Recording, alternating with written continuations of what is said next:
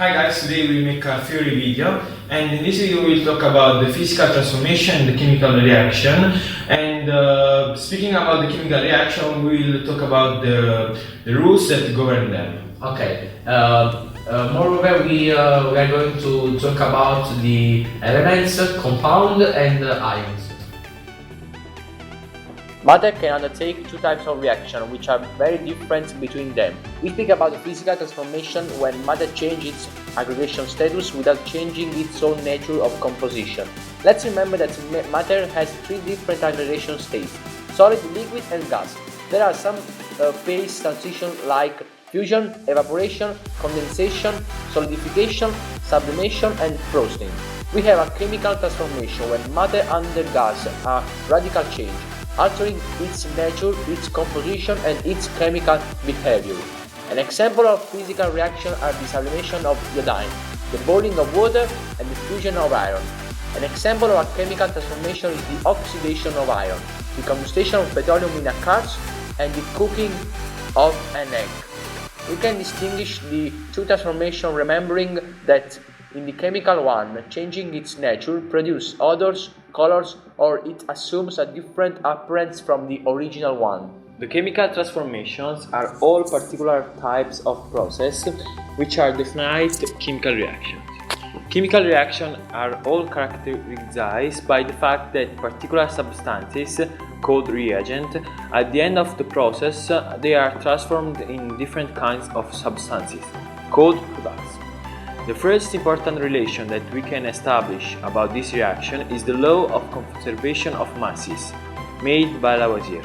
This law says that the mass of the reagent is always equal to that of the products.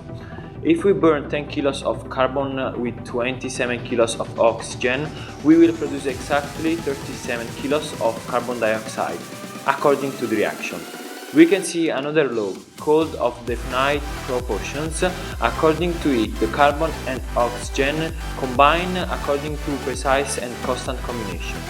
Mixtures are put together without any particular order or proportion, while the products of a reaction are compounds regulated by precise ratio between its atoms. In lack of oxygen, carbon might bond with oxygen, according to different ratios compared to those in abundance of it, but it gives different compounds.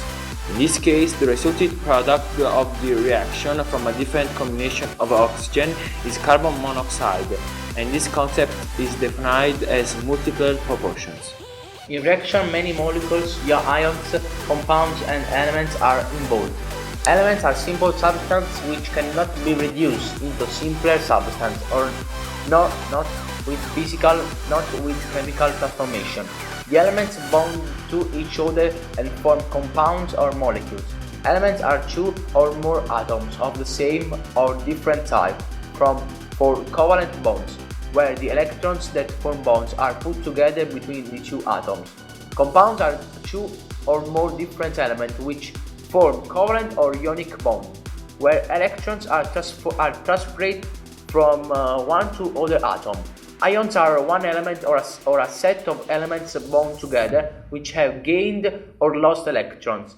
These gaining are negative if gained or positive charge if given. Okay guys, in this video we generally spoke about the chemical reaction, but in the next video we will study in depth this kind of reaction. Okay, so guys, if you like this video, like it, share it, comment and subscribe to our channel. Thanks for watching.